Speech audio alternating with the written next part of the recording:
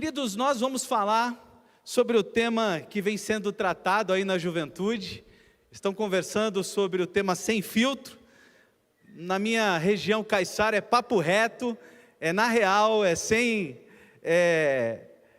disfarce, sem conversinha, talvez aí atinja aí a tua geração. Eu, quando estou pregando para os adolescentes, eu tenho uma regra com eles. Quando eu falo gíria de tiozinho, eles levantam a mão assim, eu já desisto desse negócio. Eu já fico sabendo que eu não consegui comunicar a geração deles. E vocês imaginam que eu tenho 46 anos, falar com a galera de 15, não é mole, viu? Tentar acompanhar aí a linguagem deles. Mas hoje o tema nosso do Sem Filtro é Messias. Jesus, Messias. E eu quero usar dois textos básicos e muitos outros textos para conversar com você sobre um dos temas mais polêmicos, principalmente para a comunidade judaica. Sim, sem filtro e sem maquiagem, quero dizer para vocês que a comunidade judaica não reconhece, no geral, não reconhece Jesus como o Messias. A pesquisa mais séria que nós temos, e ela é de 2014, mas é mais séria, feita em Israel a respeito de judeus convertidos, ela aponta para 3% apenas dos judeus que reconhecem Jesus como o Messias. Os textos que eu vou usar são os seguintes. Se você puder, tiver com a sua Bíblia aí, abre em João capítulo 1, versículo 29, a afirmação de João Batista a respeito de Jesus. Ele diz assim, João 1, 29, eis o Cordeiro de Deus, aquele que tira o pecado do mundo. E o próprio Jesus, no capítulo 4 de Marcos, ele diz, o Espírito de Deus está sobre mim. Vamos falar então hoje sobre Yeshua HaMashiach, ou Jesus o Messias, que em grego, você sabe por que você chama Jesus de Cristo? O que quer dizer a palavra Cristo, gente? Um de cada vez, por favor. Messias, em grego, Jesus Messias, Jesus Cristo, Jesus o Messias. Para vocês entenderem o que estava acontecendo na chegada do nosso Senhor Jesus Cristo, é bom vocês saberem que havia uma grande expectativa pela vinda de um Messias na época do nascimento de Jesus. Eu já vou mostrar isso para vocês historicamente, mas eu quero que você fique com essa informação na cabeça. Havia uma grande expectativa pela chegada do Messias durante o nascimento de Jesus. Qual era a grande questão e qual foi a grande dificuldade dos judeus com o nascimento de Jesus, se havia uma grande expectativa pela chegada do Messias? A grande dificuldade era com o tipo de Messias esperado. O que os judeus esperavam? Eles esperavam um Messias, um Senhor, um ungido, Messias é ungido. Eles esperavam alguém que viesse como um libertador militar. E por que isso? Porque eles estavam assolados por Roma, eles estavam vivendo um tempo muito difícil, e o povo de Israel nunca quis, nunca soube, nunca foi preparado para viver subjugado.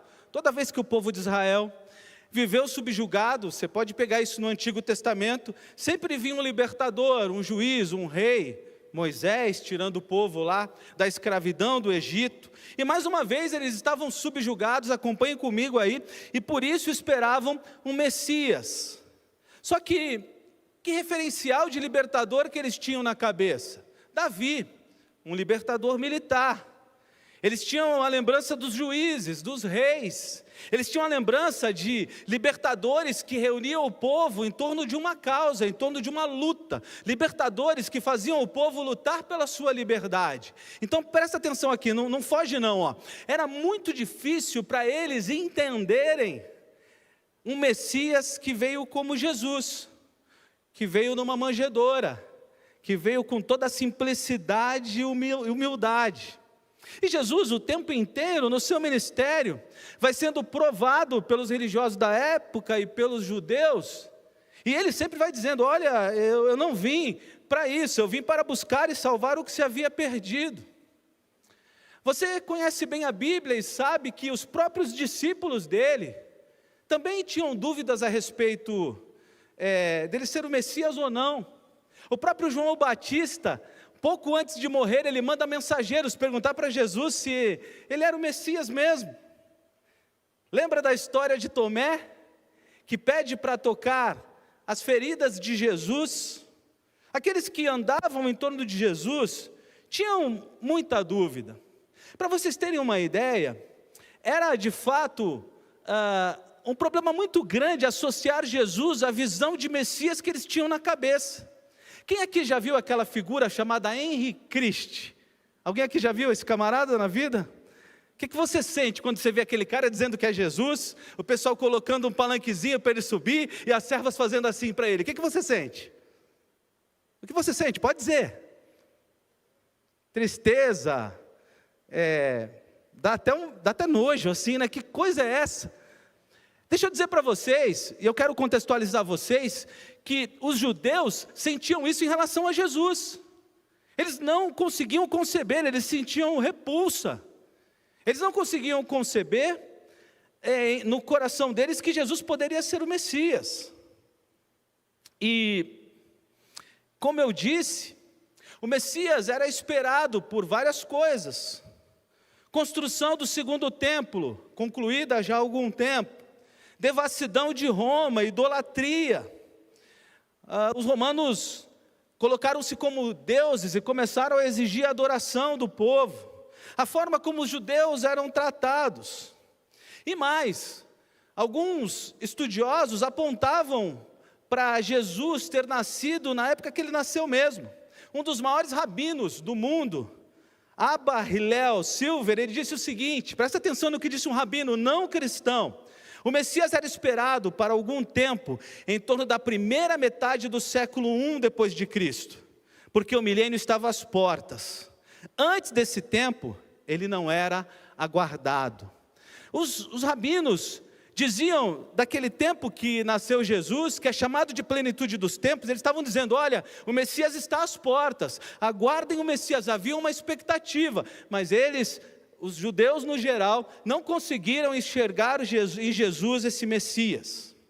Para vocês terem uma ideia, outros dois historiadores romanos também falaram sobre esse sentimento que ia nascer alguém importante naquela época.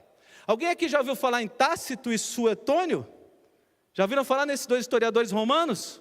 Ambos disseram o seguinte: olha, estamos na época que nascerá um rei. Nos seus escritos, Flávio Joséfo também fala dessa plenitude dos tempos. Só que os três apontam para essa instituição de divindade romana. Eles apontam para a resposta em Roma e se perderam, não entenderam que a resposta vinha dos judeus. Vocês conhecem, já ouviram falar nos escritos do Mar Morto, em Qumran? Para vocês terem uma ideia, escritos de 200 anos antes de vir Jesus, eles estavam estudando Daniel.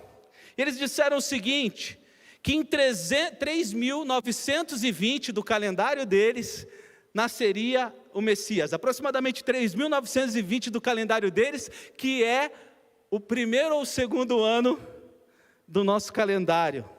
É o primeiro ou segundo ano do calendário cristão, ou seja, exatamente quando nasce Jesus. Está me acompanhando aqui?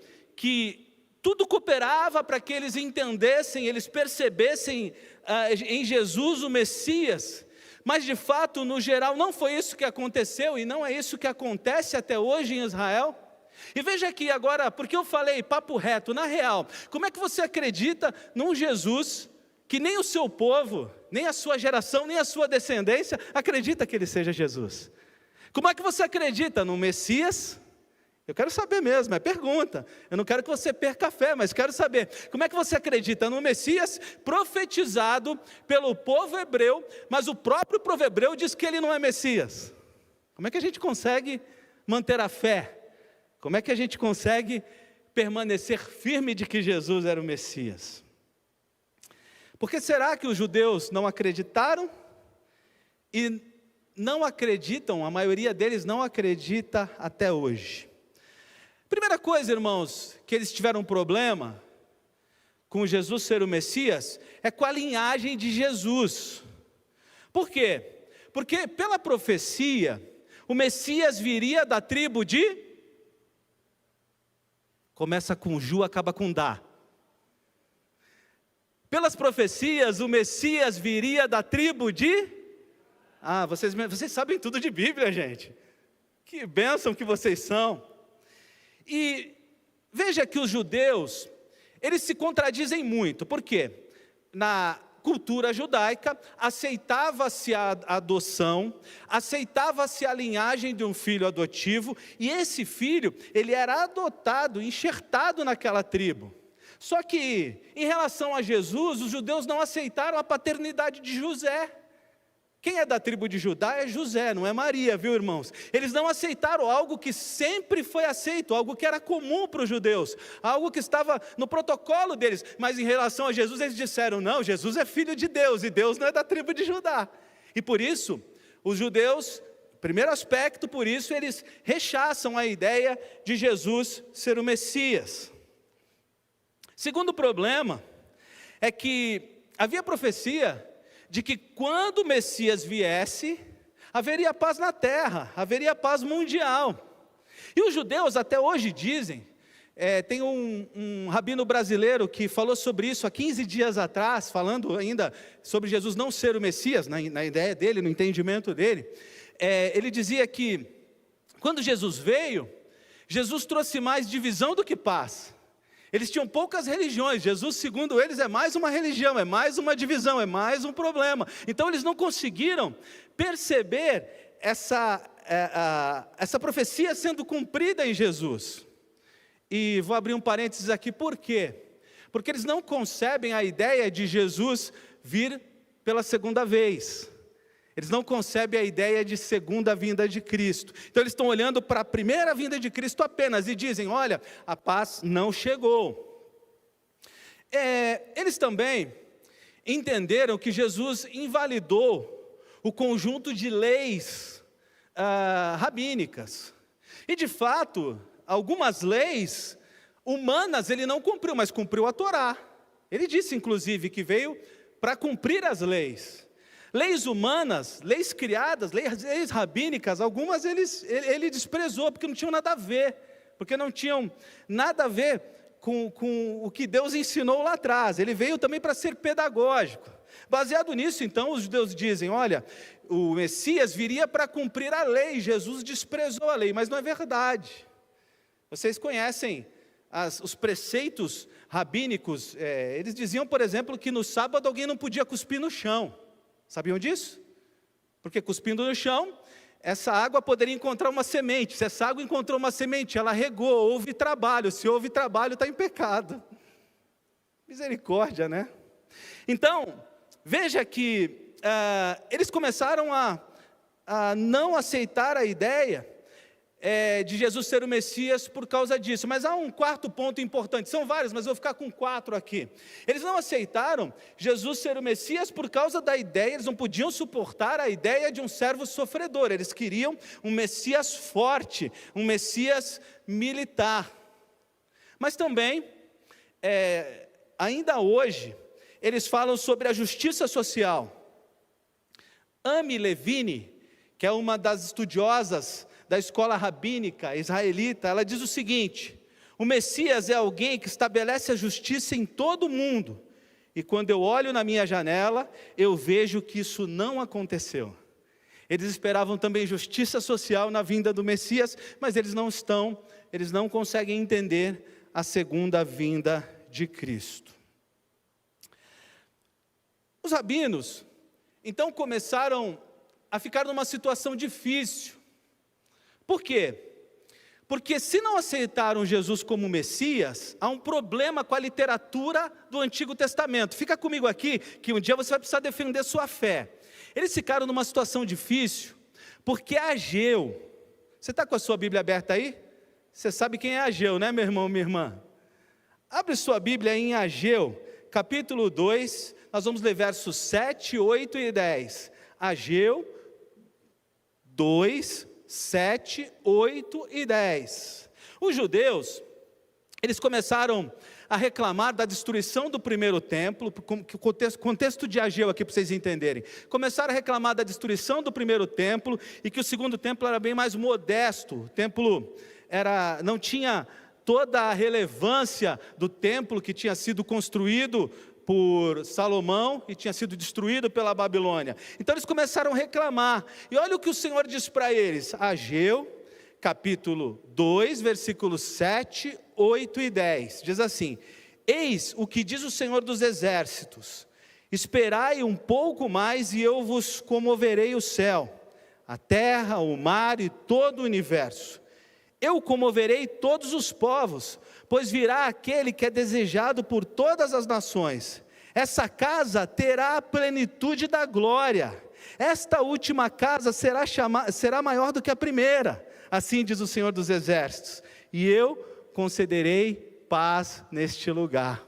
A profecia, queridos, do Messias era que ele iria visitar o segundo templo, ele ia estar ali, aquela casa. Lembra do texto que se repete às vezes? A glória da segunda casa é maior do que a primeira. Lembra desse texto? É profecia messiânica. Então veja aqui, se o judeu diz que Jesus não é o Messias, e eles não apresentam o Messias, como é que eles explicam essa profecia? Como é que eles explicam o fato de Deus ter dito que Jesus visitaria essa casa? Esse templo que foi destruído no ano 70, você sabe disso, e que não pode mais ser visitado por ninguém, porque ele não existe mais. Então, é importante a gente entender que os judeus fecharam o coração, e alguns chegaram a dizer que Messias já não ia vir, era uma lenda. Se você vai encontrar corrente judaica, corrente rabínica dizendo, olha, esqueçam Messias, é só uma lenda. Alguns dizem que Messias é um tempo, uma era, não era uma pessoa. E ainda alguns, para explicar tudo isso, pela dureza de coração, eles dizem que o Messias nunca existiu e foi uma interpretação equivocada. Agora, a pergunta que eu quero fazer para vocês, volta aqui comigo, eu sei que nós estamos hoje no estudão bíblico aqui, e o tema precisa da tua concentração. Volta aqui comigo, o Messias não veio, ou ele não foi reconhecido pelo judeu?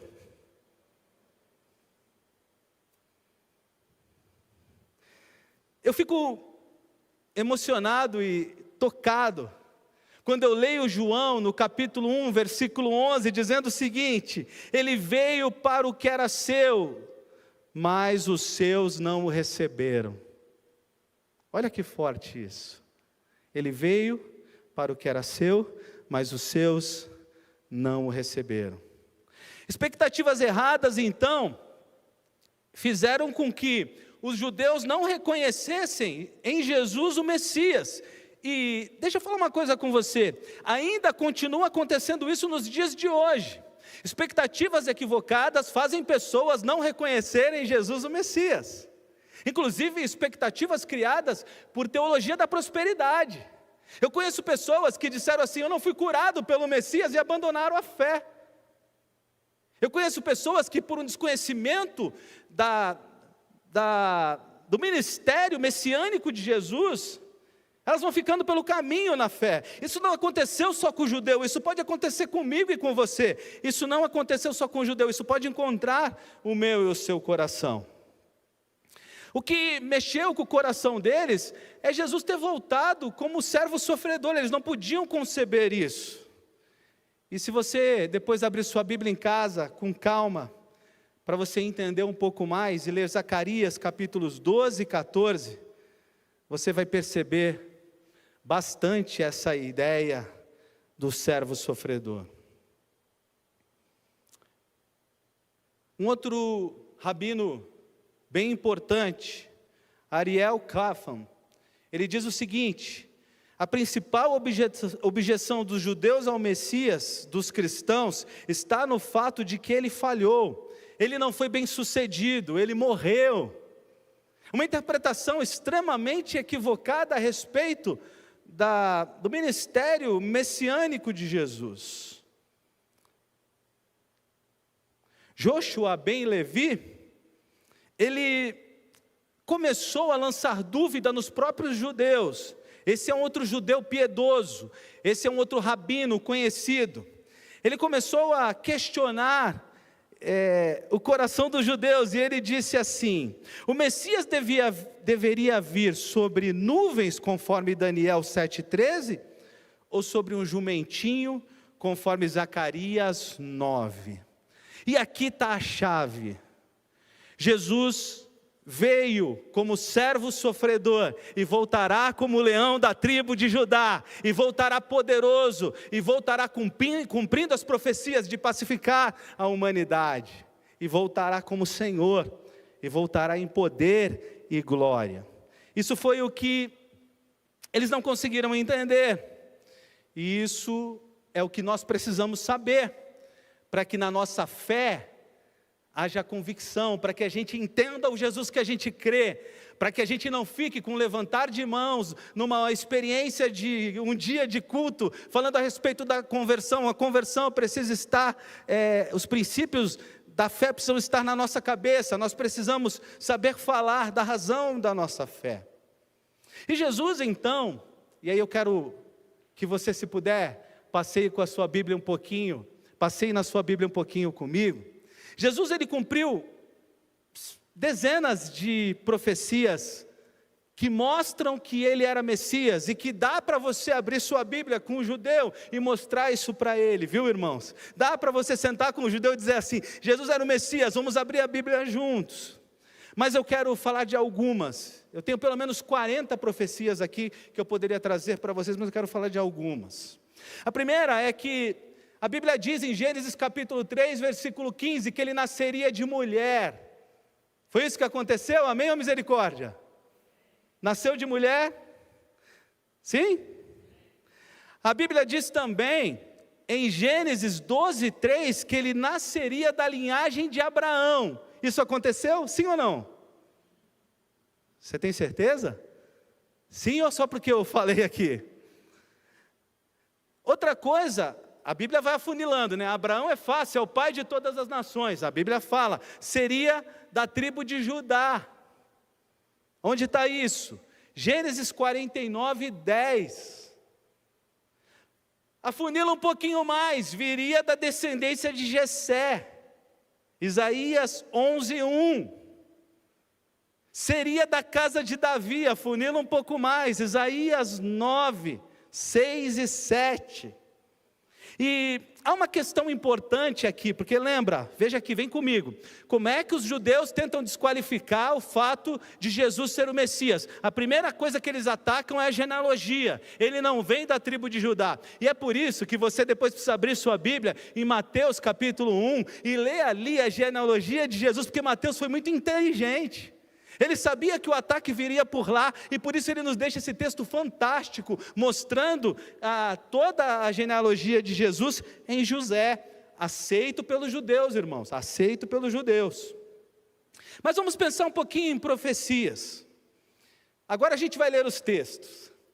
A Bíblia diz para a gente que Jesus viria de uma virgem. Isaías 7,14, diz assim o texto, Isaías 7,14, por isso o Senhor mesmo lhes dará um sinal, a virgem ficará grávida e dará à luz a um filho. Irmãos, isso aconteceu, sim ou não? Sim ou não? Alguém tem dúvida? Segunda questão, a Bíblia conta para a gente que ele nasceria onde? Onde Jesus nasceu, gente? Por favor, ajuda aí, misericórdia. Miqueias capítulo 5, versículo 2, diz assim, mas tu, Belém Efrata, embora sejas pequena entre os clãs de Judá, de ti virá para mim aquele que será o governante sobre Israel. Suas origens estão no passado distante, em tempos antigos. Miqueias capítulo 5, versículo 2, queridos. Preste atenção, que Jesus nasce em Belém. Deixa eu perguntar para vocês aqui, vamos ver quem sabe. Por quantas moedas Jesus foi vendido? Quantas moedas deram para Judas, para que ele entregasse Jesus? Quem sabe? 30 moedas. Então abra sua Bíblia em Zacarias 11:12. Abra sua Bíblia em Zacarias 11:12. E diz assim, esse texto: eu lhes disse, se acharem melhor assim, paguem-me, se não me paguem. Então eles me pagaram 30 moedas de prata. Profecia cumprida, profecia messiânica. Como é que Jesus entra na sua entrada triunfal em Jerusalém, queridos? Como é que ele entra? Jumentinho emprestado. Eu fico maravilhado com Jesus, porque realmente o Filho do Homem não tinha onde reclinar a cabeça. Zacarias 9:9 diz assim para a gente: alegre-se muito, cidadão de Sião, exulte Jerusalém, eis que o seu rei vem a você, justo e vitorioso, humilde e montado no jumentinho. Um jumentinho cria de jumenta. Jesus discutiu com seus acusadores quando foi ser morto, queridos. Atenção aqui, eu estou dando conteúdo bíblico pesado para vocês hoje, eu sei, mas eu preciso que vocês fiquem comigo. Tentem responder minha pergunta. Jesus se defende na frente dos seus acusadores em Roma, sim ou não? Então abra sua Bíblia em Isaías 53:7 aí, por favor. Isaías 53:7 diz: ele foi oprimido e afligido, contudo não abriu sua boca. Como um cordeiro foi levado para o matadouro, e como ovelha que diante dos seus tosqueadores fica calada, ele não abriu a boca. Mais 2 textos aqui, para fixar no teu coração, para você conseguir argumentar e perceber quem é o Jesus que você serve, o Jesus profetizado, profecias cumpridas. Não é uma fé sem conhecimento, não é uma fé de emoção. O teu Jesus é vivo, real, foi profetizado e cumpriu as Escrituras. Eu quero que isso fique no teu coração gravado, que a tua fé saia daqui fortalecida, que você entenda que serve o Messias, o verdadeiro Messias, ao qual o seu povo não acredita, mas o seu povo está extremamente equivocado. Extremamente equivocado. Diz assim, antes de falar o que diz, eu quero perguntar: quando Jesus estava entre os transgressores, a Bíblia conta para a gente que ele intercedeu por eles. Ele intercede pelos que estavam sendo crucificados com ele, por um dos ladrões que se arrependeu, mas ele também intercede pelas pessoas que o matavam. Ele diz assim: Pai, perdoa-os, eles não sabem o que fazem. E isso também foi profetizado. Isaías 53, versículo 12, eu vou ler de novo para cravar no teu coração. Isaías 53, versículo 12, diz assim: por isso eu lhes darei uma porção entre os grandes, e ele dividirá os despojos com os fortes, porquanto ele derramou sua vida até a morte, e foi contado entre transgressores, pois ele carregou o pecado de muitos, e intercedeu pelos transgressores. Consegue perceber? Mas eu quero terminar lendo textos. Eu não vou ler mais, eu vou ler o último texto, e esse texto eu queria que você ficasse com ele para a tua semana. Abre teu celular aí agora e coloca esse texto no teu bloco de notas, escreve para ficar com esse texto meditando a semana inteira, que é o texto da crucificação, o texto da cruz. Esse texto é um texto que de fato fortalece a nossa fé. Toda vez que a gente vê, a gente percebe o que aconteceu de fato com Jesus na cruz. Ele cumpre essa profecia cabalmente. Diz assim, Isaías 53:5. Está com a sua Bíblia aberta aí? Coloca aí nas tuas anotações, no teu calendário, para esse texto ser o texto da tua semana. Diz assim: mas ele foi transpassado por causa das nossas transgressões, foi esmagado por causa da nossa iniquidade. O castigo que nos traz a paz estava sobre ele, e pelas suas feridas fomos sarados. O castigo que nos traz a paz estava sobre ele, e pelas suas feridas fomos sarados. A Bíblia, ela é extremamente rica em mostrar para a gente Jesus como Messias. Nós podemos ver isso em textos como eu li aqui, e eu estou caminhando para o fim, mas nós podemos ver isso também em histórias da Bíblia que mostram esse aspecto. Quando você lê com certeza a história de Isaac e Abraão, Você não vê o Messias ali? Pergunto, eu estou perguntando. Quando você lê a história de Isaac e Abraão, você vê ali alguma questão messiânica? Sim ou não? O filho amado, querido, o único filho, ia ser entregue, imolado. E o que acontece quando Isaac ia ser morto? O que acontece? O que acontece, gente? Aparece um cordeiro, um filho sendo entregue, e um cordeiro imolado. A Páscoa, você consegue ver Jesus, o Messias, na Páscoa? Um cordeiro morto, o sangue nas portas, o sangue que cobre a casa, o sangue que expia do pecado, o sangue que não deixa morrer. O anjo da morte passa, e as casas que tinham o sangue do cordeiro na Páscoa, elas não são tocadas. Esse é o sangue do cordeiro que nos cobriu também. Esse aspecto da Páscoa aponta para Cristo.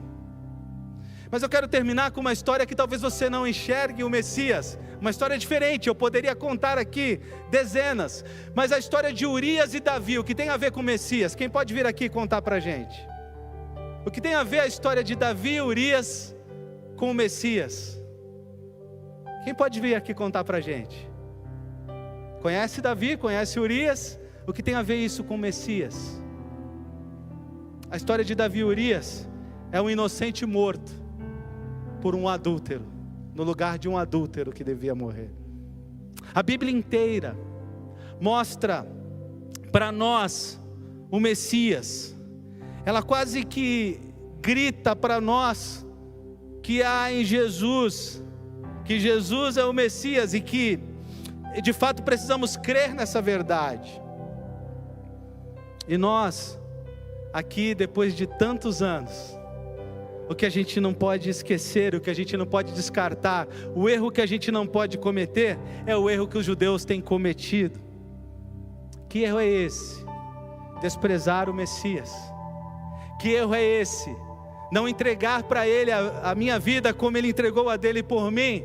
Que erro é esse? Não reconhecer o Messias, não reconhecer que Ele é Senhor da minha vida, não reconhecer o sacrifício dEle, não perceber o que esse Senhor Jesus fez por mim.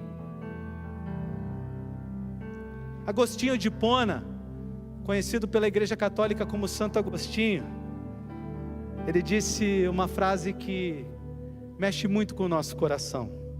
Ele disse: de nada adiantaria ele nascer 1000 vezes em Belém, se ele não nascer hoje no seu coração. De nada adiantaria ele nascer 1000 vezes em Belém, se ele não nascer hoje no teu coração. Antes de encerrar, eu quero orar com você, e quero que você, com muita gratidão nessa noite, reconheça em Jesus o Messias, reconheça o sacrifício dele na cruz por você, reconheça o senhorio dele sobre a tua vida, reconheça que você tem uma fé robusta, que diferente dos judeus, do próprio povo de Jesus, você crê no Messias, você ama o Messias, você entregou sua vida a Ele. E se você quer fazer essa oração comigo, eu gostaria de pedir para vocês todos fecharem os seus olhos. Eu gostaria que você ficasse de pé aí no seu lugar. Se você quer reconhecer a divindade do Messias, relembrar isso, trazer de novo essas verdades para o teu coração, se alegremente você quer agradecer ao Messias pela sua morte na cruz por você, se você quer, contrariando o que disseram os judeus, dizer: Jesus, obrigado, obrigado pelo teu cuidado, pelo teu amor, pelo teu sangue, se você quer relembrar essa verdade para o teu coração e se alegrar com ela, fique de pé aí no seu lugar. Eu quero agradecer a Deus porque Ele é o teu Messias, porque Ele é o meu Messias, porque Ele tocou a tua vida e Ele tocou a minha. Eu quero agradecer a Deus porque essa noite a gente relembrou da sua morte, essa noite a gente lembrou que Ele é o ungido de Deus, Yeshua HaMashiach, o nosso Deus conosco. Obrigado, Senhor, pela oportunidade de relembrarmos tantas verdades. Obrigado pela certeza de que o Senhor é o nosso Deus, Obrigado porque essa verdade escapou de muitos, infelizmente, mas não escapou de todos nós, da maioria de nós que está aqui.